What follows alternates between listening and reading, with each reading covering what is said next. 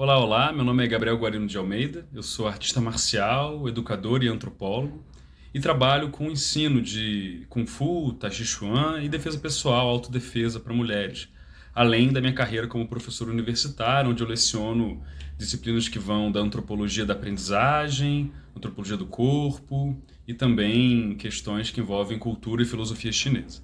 Eu tenho 31 anos, eu vou me descrever agora, eu sou um homem branco, eu tenho barba preta, um cabelo preto também já começando a estar cada vez mais grisalho. Eu tenho orelhas e narizes grandes, eu uso brinco nas orelhas e estou usando um óculos. Eu tenho um perfil que algumas pessoas chamam de mouro, que na verdade nada mais é do que brancos portugueses misturados com indígenas, de onde vem a minha ascendência bem filho da terra brasileira. Eu comecei a dar aula de defesa pessoal para mulheres em 2015, a partir de um projeto de extensão universitária na Universidade Federal Fluminense, onde eu me formei em Direito e depois fiz meu mestrado em Sociologia Jurídica. E um pouco antes disso eu já dava aula de Kung Fu de um estilo chamado Garra de Águia, que é um estilo muito focado na parte de soco, trabalho de mãos em imobilização e também chutes altos e por aí vai. E no Gardiag eu me formei como professor e lutador e, enfim, artista marcial no sentido mais amplo. E comecei o trabalho de defesa pessoal por um desejo que era meu e das minhas amigas na época que trabalhavam com pesquisa em violência de gênero, de não só pesquisar, mas também fazer alguma coisa a respeito disso. Então, a gente começou a pensar como ensinar autodefesa para mulheres, para poder evitar, enfim, que acontecessem as coisas trágicas que a gente via acontecendo, mas quando você trabalha da perspectiva do direito, o que você tem é a violência depois que ela acontece, né? E a gente queria fazer alguma coisa para impedir, né? Para prevenir ou minimamente para poder interromper ações de violência quando as mulheres se veem alvo disso.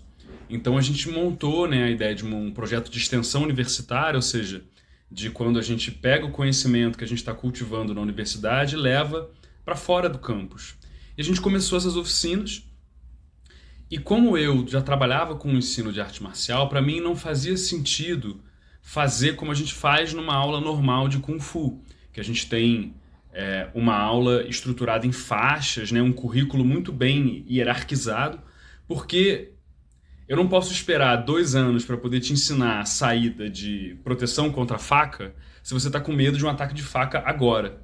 Então a oficina de defesa pessoal que eu construí nessa época, e que depois eu fui construindo ao longo dos anos, ela parte dos medos, vontades e desejos de aprendizagem das pessoas que estão participando da oficina, e a partir disso a gente vai bolando um conteúdo programático para chegar no universo não só de luta propriamente, mas de alerta, de consciência corporal, de tudo aquilo que envolve autodefesa. E esse projeto, né, ele está ligado a uma forte questão minha, né, para responder por que eu comecei a trabalhar com isso, porque para mim a arte marcial é uma prática de liberdade, e isso está referenciado pela trajetória das mestras e mestres com quem eu aprendi, mas também com o meu estudo de pedagogia crítica, né? Então, Paulo Freire, Bell Hooks, Lélia Gonzalez e por aí vai, pensando, né, como que eu posso pegar o conhecimento da realidade e transformar ele em consciência crítica para transformar a nossa vida. E a defesa pessoal, para mim, é exatamente sobre isso, é sobre pensar a violência para poder combatê-la. Então, o que é defesa pessoal ou autodefesa pensando no nosso cotidiano? Envolve a gente conseguir estar em contato, primeiro, com o nosso corpo e com a nossa atenção. Nem que seja para perceber as horas em que essa atenção está diminuída. Na nossa vida normal, a gente vai ter momentos de alegria e de tristeza em que a gente não vai estar prestando tanta atenção no nosso ambiente. E também, às vezes, a gente vai estar, sei lá, usando droga, a gente vai estar no cinema, a gente vai estar conversando com alguém. Mas é importante perceber, primeiro, sempre como a gente está se sentindo em relação às coisas. Muitas vezes a gente é violentado ou violentada porque a gente ignora uma certa intuição ou um medo mesmo que já estava na gente e resolve seguir uma interação que não era bacana. Isso vale para um relacionamento que dá traços de abuso, de violência, e a gente resolve permanecer nele e ignorar que isso pode virar um dia uma agressão, e vira, fatalmente, se a gente não toma conta. E também a gente conseguir lidar com a ideia de que a violência existe e pode acontecer. Um dos maiores problemas que a gente tem na nossa oficina é enfrentar o dado triste da realidade de que a gente pode ser violentado, e no caso das pessoas que aparecem para treinar a defesa pessoal, muitas vezes elas já são sobreviventes. Uma mulher adulta já sobreviveu a muita coisa, já passou por muita violência. E uma pessoa LGBT provavelmente também. Então, a gente precisa, em vez de negar que a violência existe, tentar olhar para ela de frente, entender como ela acontece para poder encontrar os caminhos de vencê-la. Então, talvez a primeira coisa para a gente pensar a defesa pessoal no nosso cotidiano seria desfazer esse mito de que a gente não tem como se defender. Lembra da definição que eu dei na outra pergunta? Se defesa pessoal também tem a ver com minimização de dano, mesmo que eu não possa lidar com um agressor que é muito competente ou muito mais forte do que eu tenho métodos para que eu possa não morrer, para que eu possa bater nele, não para poder acabar com o cara. Defesa pessoal não é uma luta de profissional do UFC. Eu vou lutar na defesa pessoal durante pouco tempo para conseguir encontrar uma janela para fugir ou para poder impedir que aquela agressão continue. Então, claro que eu posso me armar de equipamentos, então eu posso ter facas escondidas, eu posso escolher alguma coisa para me armar, só que isso exige treinamento, porque se a gente usa armas e a gente não tem treinamento, a gente vai acabar se colocando em risco. Mas para além disso, o mais importante é a gente conseguir manter ativamente essa ideia de que a nossa integridade física é muito importante. E ela é mais importante do que de qualquer outra pessoa. Então acho que a primeira dica de defesa pessoal que eu daria para uma pessoa que ainda não começou a praticar é: escreve no papel e acredita nisso. A sua integridade física é a mais importante de todas. É mais importante do que a de qualquer outra pessoa. E por que eu estou dizendo isso? Porque mulheres, de modo geral, e eu noto isso pelos relatos, pela convivência nas minhas oficinas, são educadas a serem sempre muito solícitas, sabe? Sempre muito educadas, sempre colocar o outro e o bem-estar do outro no lugar delas. Isso faz parte da educação machista que a gente recebe. E quando a gente se vê numa situação de violência, eu não posso estar preocupado com a integridade física da pessoa que está me agredindo. Eu tenho que fazer o que eu preciso para poder me defender. E no Brasil, onde a maior parte das agressões e violências sexuais contra a mulher acontecem por pessoas conhecidas, ou seja, ou é o ambiente doméstico, ou é amigo, ou é no trabalho, não importa quem é aquela pessoa. Se ela está tentando me bater, eu tenho que bater de volta para me afastar, eu tenho que empurrar, eu tenho que desfazer aquela situação de violência. Essa é a grande dica que eu tenho para dar. Eu digo isso porque eu acho que tem muito erro no ensino de defesa pessoal. Eu acho que eu vou falar disso daqui a pouco, conforme as próximas perguntas vierem. Bem, qual que é a diferença entre praticar arte marcial ou luta e defesa pessoal? A primeira diferença é que defesa pessoal envolve situações reais de violência na qual você está submetido a estresse, medo, raiva, humilhação e coisas que ferem a sua dignidade. E se você não praticar defesa pessoal em condições que simulem em algum nível esse tipo de estresse, numa situação real de violência você vai ter menos habilidade de lidar com ela. Então muita gente acha que treinar defesa pessoal está resolvido se você já treina Muay Thai e você luta Muay Thai, ou você luta Kung Fu. Só que quando você luta na academia, é um tipo de simulação que não tem esses elementos. E esses elementos são o que fazem você falhar numa situação real. Então a defesa pessoal, primeiro, quando a gente pensa na parte da luta, ela tem que ter esses elementos de veracidade da sua prática. Essa é a primeira coisa. Então, eu não conheço nenhuma academia de arte marcial que dá aula regular de Kung Fu, ou de Karatê, ou de Muay Thai, que em algum momento dessa prática pensa defesa pessoal.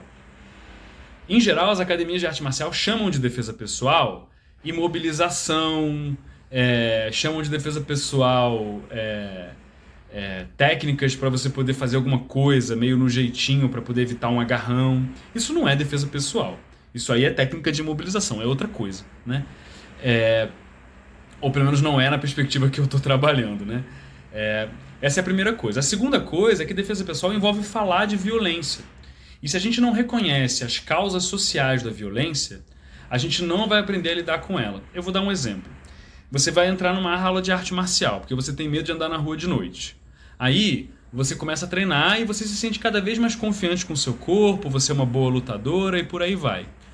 Só que você continua com medo de andar na rua de noite. E aí eu descubro, conversando com você, que você tem medo de andar na rua de noite porque na sua rua de noite tem muita gente negra circulando.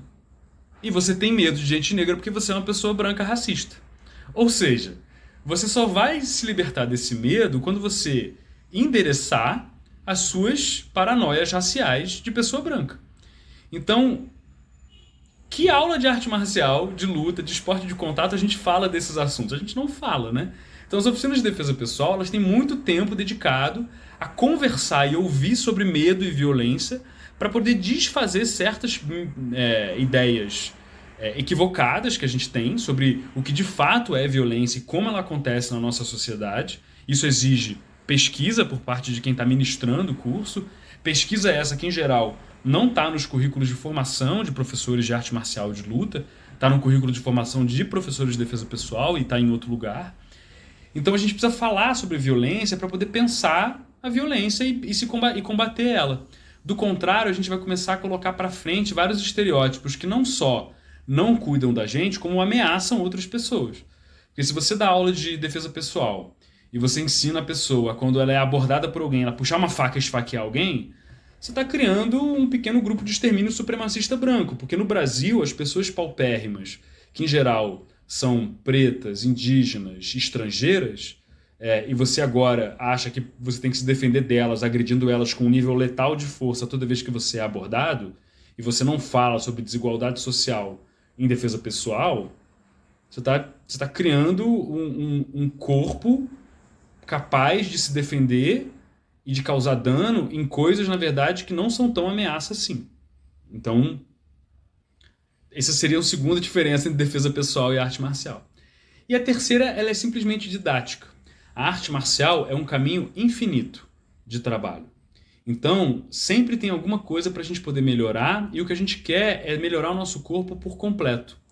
Para praticar defesa pessoal, eu não tenho que ser mais rápido, mais forte e saber usar 12 variedades de armas diferentes. Não necessariamente. Eu tenho que ter um corpo ativo, eu tenho que ter uma capacidade de reação, que na verdade é para lidar com um monte de coisa desconhecida, que eu não sei o que vai acontecer. Então, praticar defesa pessoal envolve habilidade de luta, alerta e por aí vai. Mas de uma tal maneira que, embora eu vá treinar meu corpo para poder ser mais apto a lutar, existe um limite, vamos dizer assim, desse treinamento, porque ele é para lidar com um problema específico. A arte marcial, como o próprio nome diz, ela é também uma arte. Ela quer que você melhore fisicamente, espiritualmente, por aí vai.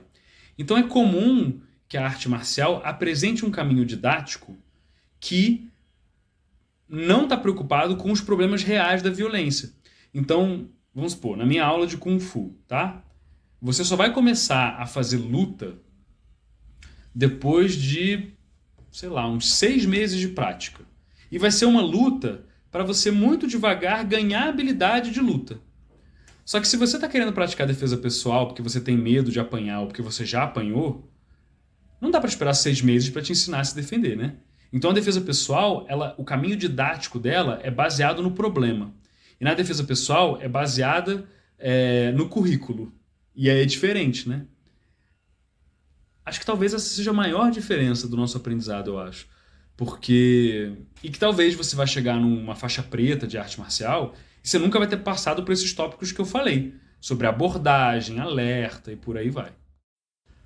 O que o machismo, né? O que a opressão estrutural desse mundo masculino, heterossexual, cisgênero e profundamente binário atuam para pensar a defesa pessoal? Essa é uma pergunta muito complexa, né? Mas assim, se a gente pensar no machismo enquanto uma estrutura social de formação de pessoas, todos nós fomos formados por ele. Então, diferenças que a gente hoje identifica em corpos adultos, elas não são naturais. Elas são produção de um modo de criação de pessoas. Eu vou dar um exemplo. Quando eu chego nas oficinas para mulheres, e é só de mulheres, eu pergunto assim, quem aqui brincava de lutinha quando era criança? E aí assim, 4, 5 de uma turma de 20 vão falar que já brincaram de lutinha. E aí quando eu pergunto numa turma de defesa pessoal LGBT, alguns homens e algumas mulheres, dá um pouco mais do que 5, dá umas 10. E quando eu vou para minha aula de Kung Fu regular e pergunto para os homens que estão treinando arte marcial chinesa, Quem brincou de lutinha? Todos os homens brincaram de lutinha. Isso é sobre a educação nossa e como é que a educação ela veda o acesso a certos movimentos, a certas capacidades de lidar com o nosso corpo. Brincar de lutinha é uma coisa que todo mamífero faz. Seu cachorro, seu gato, tigre, urso, guaxinim, todos os mamíferos brincam. E todos brincam de luta, porque brincar é um jeito de construir uma habilidade. Então você brinca para você poder aprender a fazer. E depois você brinca para praticar aquilo. Então os homens adultos, cisgênero e heterossexuais, em geral, eles tiveram uma educação que mesmo que eles não praticaram nenhuma arte marcial, eles sabem imprimir força em outro corpo, eles sabem empurrar, eles sabem cair no chão, porque também jogaram futebol, e a coisa vai se complexificando. Quando a gente veda o acesso a essas práticas de crianças, porque elas foram designadas mulheres, ou porque elas são crianças viadas e por aí vai, você transforma elas em corpos menos capazes de fazer algumas coisas, e claro, mais capazes de fazer outras. E esse talvez seja grande obstáculo de defesa pessoal, porque isso vira uma desigualdade material. Então a crença de que mulheres são mais fracas do que homens, ela é na verdade uma produção material por um regime de produção de desigualdade, cuja crença na verdade é autorrealizável. Homens querem que mulheres sejam fracas, então homens educam as mulheres para que elas sejam fracas. Eu vou dar um outro exemplo. Numa aula de arte marcial regular, é comum que o professor, numa atitude machista, ele pegue mais leve com a mulher que está lá. Quando eu digo pega mais leve, eu quero dizer o seguinte: um homem iniciante e uma mulher iniciante, esse homem ele recebe mais estímulos para conseguir lidar com os obstáculos do treino. Enquanto essa mulher, ela recebe menos estímulos. O treino dela é mais fácil. Só que se você já praticou uma atividade física, você sabe que você só evolui a partir da dificuldade do estímulo. Então, quando a gente começa a bater mais leve nas mulheres, porque elas não vão aguentar, elas passam a, quando a gente bate mais forte, não aguentar. É uma profecia autorrealizável. E eu conheço mulheres faixa pretas, mulheres lutadoras profissionais, e elas falam da dificuldade que é manter um treino de alto nível, porque os homens não levam elas a sério. Os homens sempre pegam mais leve com elas. Só que se você quer ser um lutador de alto nível, você tem que manter uma prática de alto nível. E se eu fico tratando você como café com leite, você não melhora. Então o machismo, ele não é só uma questão sobre a crença nossa ou atitudes machistas. Ele tem a ver também com uma estrutura que influencia o nosso processo de educação. Então a oficina de defesa pessoal, ela é muitas vezes uma oficina de desaprender. Desaprender crenças que colocaram na gente. E é curioso, porque quando a gente começa a fazer os exercícios, as mulheres descobrem que elas têm força sim. E que elas conseguem causar dano sim. E o fato de eu ser o professor e eu ser homem, nessa hora, é uma coisa positiva. Tem uma parte negativa, né? Acho que tem um valor em um espaço exclusivamente feminino. Mas a minha experiência com as oficinas mistas entre mulheres e pessoas LGBT, que incluem homens cis gays, homens trans, e pessoas não binárias e por aí vai, é que a gente pode testar nossas habilidades com vários corpos. E aí a gente descobre que no nível corporal do problema, da luta, da defesa pessoal, de lutar pela nossa vida, as vulnerabilidades são muito semelhantes. E aí uma mulher feminista, cisgênero, ela descobre que ela tem muita coisa em comum com um homem trans, com uma pessoa não binária. Porque a gente está todo mundo, que a gente é LGBT e são mulheres e tal, a gente está lutando contra a mesma norma. E quando a gente junta essa força, ela se multiplica. Então, para você que ouviu até aqui, que dicas que eu posso te dar para você poder começar a praticar autodefesa na sua vida? A primeira dica é abandonar o sedentarismo. Não tem corpos que se defendem, precisam ser corpos que estão alegres no movimento. Né? E aí, alegre no movimento, note que eu não estou dizendo que você tem que treinar luta. Você tem que se mover do jeito que você gosta. Você gosta de dançar? Dança. Você gosta de fazer yoga? Faz yoga. Você gosta de correr? Corre. Você gosta de trabalhar na roça? Trabalha na roça. Tudo isso vai transformar o seu corpo num corpo ativo. Essa é a primeira dica que eu dou. A segunda dica que eu gostaria de dar seria: procura conversar sobre o tema da violência com pessoas que também vivenciam ela e que têm condições de acolher você e te escutar. Muitas vezes a gente não vai conseguir se defender da violência porque ela vai vir às vezes no momento que a gente não está apto a se defender, a gente pode ser pego desprevenido, às vezes o nosso agressor consegue e a gente não.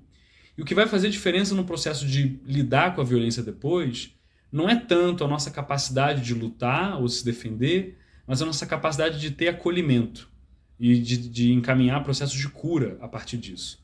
E se você é uma mulher adulta, uma pessoa LGBT adulta, você provavelmente já foi muito violentado. Então encaminhe um processo de cura. Busca um auxílio, que pode ser espiritual, pode ser psicoterapêutico, pode ser de amizade. Mas começa a criar essa comunidade perto de você. E aí, se você já está fazendo essas duas coisas, já está fazendo muito em termos de autodefesa.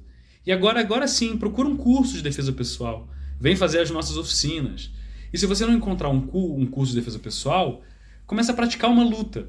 A luta vai te dar várias habilidades úteis para a defesa pessoal. E é o melhor método de treinamento a longo prazo.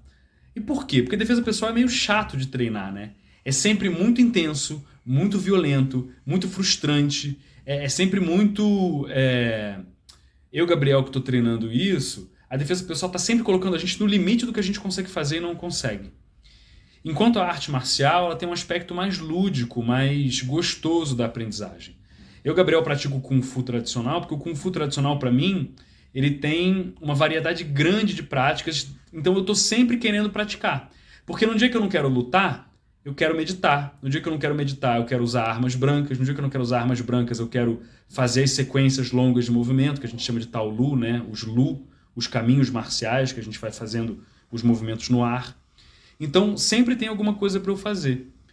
E no caso da arte marcial tradicional, essas sequências antigas, elas guardam os conhecimentos de defesa pessoal do passado.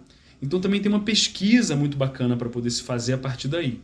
Então acho que daí, se você consegue entrar numa aula de arte marcial, de luta, de esporte de contato, como boxe ou jiu-jitsu e por aí vai, você vai começar a ver a defesa pessoal pela lupa da luta. E aí depois você consegue, por conta própria, pensar esses outros caminhos. Eu vou te dar um exemplo. Eu me formei, né, como artista marcial, na verdade eu acho que eu nunca me formei, acho que eu estou em formação contínua. Hoje eu sou discípulo de um mestre aqui de São Paulo, chamado Gil Rodrigues, que é mestre de Tai Chi Chuan, do estilo Shen. Então é um estilo de Tai Chi muito voltado para a prática de luta. Eu também sou aprendiz de Kung Fu Louva-a-Deus, além da minha formação como faixa preta 2º grau de Kung Fu Garra de Águia, com meu mestre Alexandre, que é lá do Rio de Janeiro, de onde eu sou. Mas em nenhum desses lugares eu consegui, por exemplo, adquirir a habilidade de escuta, que para mim é muito importante para poder ensinar a defesa pessoal. Não só por motivo didático, mas porque quando a gente fala de violência, as pessoas às vezes entram em estado de vulnerabilidade, ficam tristes, têm acessos de raiva, têm gatilhos de memória. E eu aprendi a oferecer escuta ativa no sentido compassivo em práticas durante anos de mediação de conflitos e comunicação não violenta, que faz parte da minha formação como jurista, né?